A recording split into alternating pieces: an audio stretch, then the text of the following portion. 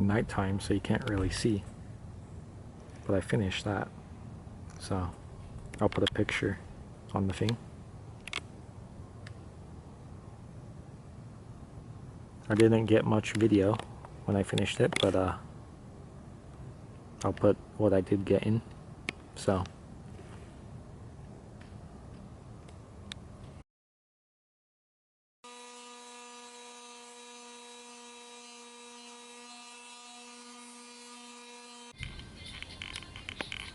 I'm gonna do some of the harder to reach spots by hand, but it's honestly fine with paint. I mean, I scuffed up most of it.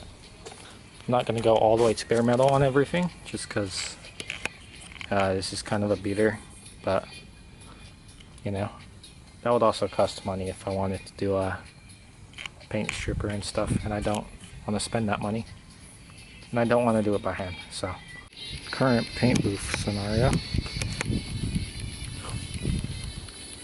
I just wiped it down. I'm probably going to rinse it with a hose and let it dry. You know, I was looking at this and it actually reminded me, they did make chrome one of these. It'd be cool to have one of those. Oh, and it's yellow now. Didn't record any of that. Just the first coat, so it's pretty light.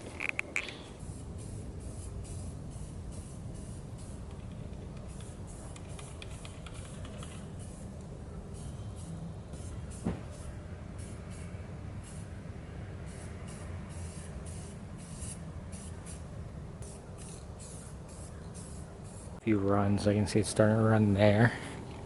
It's definitely running under here because I kind of tried to get up in there to get under the license plate. Probably should have just took this off. It's time to try sealing that tank. So I'm gonna mix this, pour it in, slosh it, see what happens. Mixed it for a while, but still not a consistent color. Just gonna pour it in, see what happens. With a good sloshing, poured out the excess. Can't see anything in there, but hopefully it'll be good.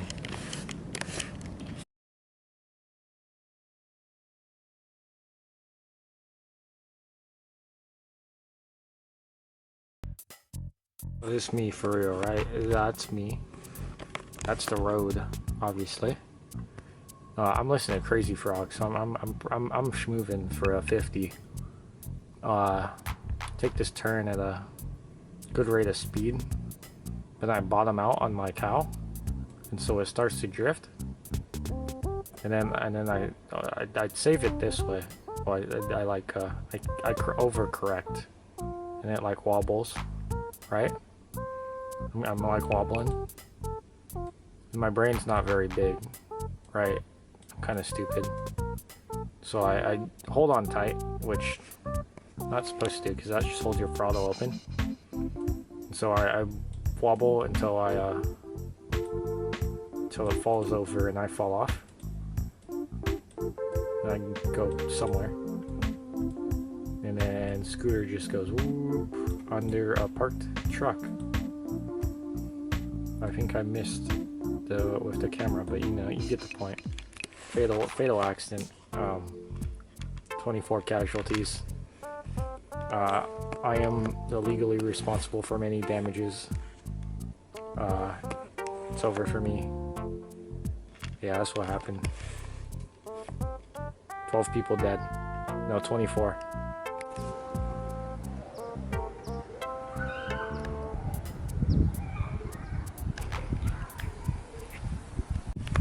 Let's take a gander at how badly I've screwed this. So if we just measure from like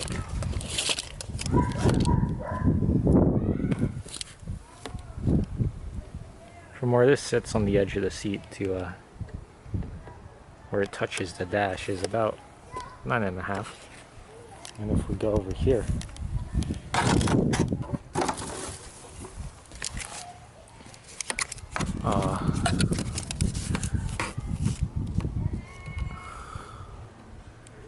that's like 4.5, so it's probably not good. mean, it's not unusual for scooter frames to bend that way. I just have to see how bad it is, if that frame can be bent back. But for now, I'm just gonna put everything onto this frame because I was gonna rebuild this one in the Apple spec. I pulled the engine out of this one for that one just because I didn't want to buy the parts to rebuild that engine. I have that engine that came out of that one in the shed, and I just wanted, you know, a different model instead of having two of the same models running driving. But I was going to rebuild this one, but well, I did that, so we're going to see after I switch everything here if that frame can be bent back. Then I can rebuild this one on that frame if that gets bent back. If not, I'll have to find another frame or sell the extra parts. But yeah.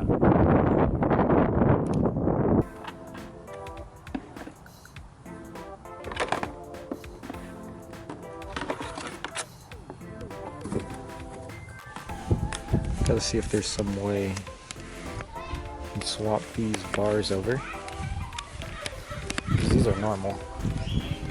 Then I angled these ones.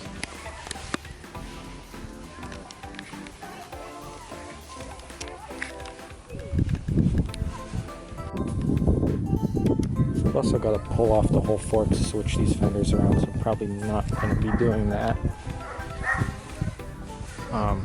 Probably repaint that one if I feel like it. If not, I'll run a white fender. I don't really care, but hard to take video work and film with one hand. You know, it's what my other hand looks like. But I got the dashboard. Probably gonna leave this floorboard in just because I know that most of these are stuck. No, that one's stuck for sure, and I don't feel like dealing with that. So that's probably just gonna get repainted. I should be able to pull this dash out, but I don't know how usable this is because I'm not concerned about cracking, but the deformation. We'll see.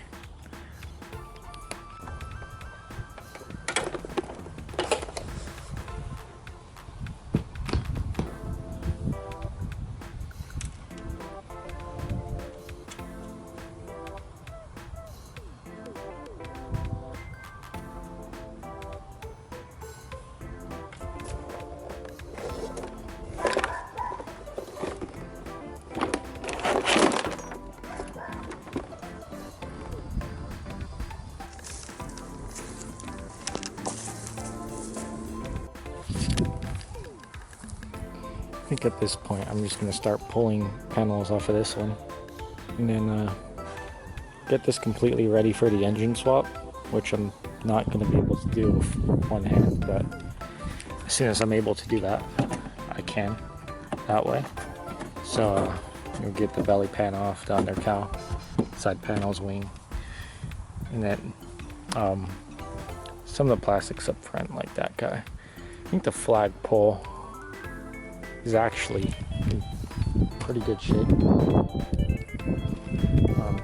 This support broke. I can bend it back and re-weld that support. But I mean, it's not in too bad a shape. It's still pretty strong. So that can be fixed pretty easily.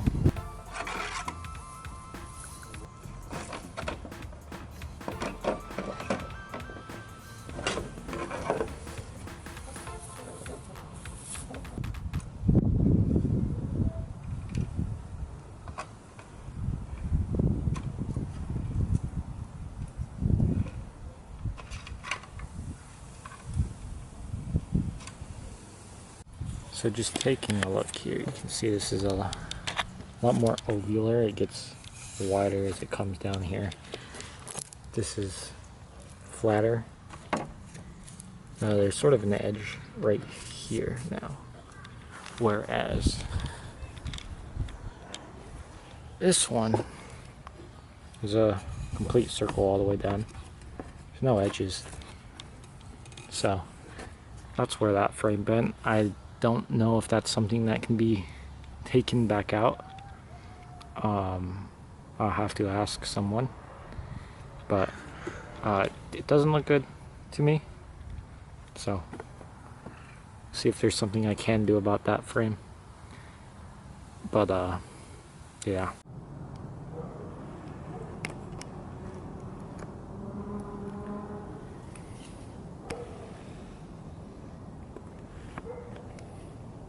It's nighttime now.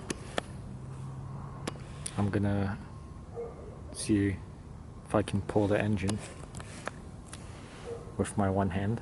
The subframe bolt on this side is starting to round off, so not very smart, but could make this bolt move if I just turned it on its side. So that's what I've done. Yay.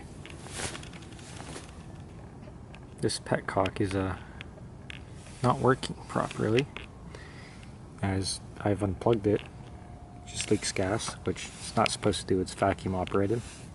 So that's something.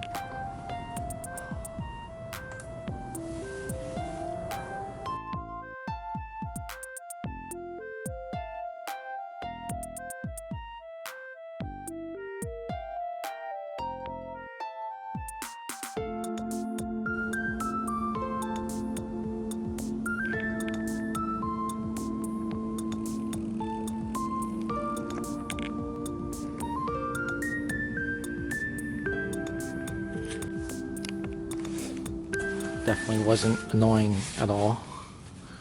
Oh, gotta figure out how to get this out now. Okay, what's on there now? Wiring. Always forget about wires. Yay. Oh.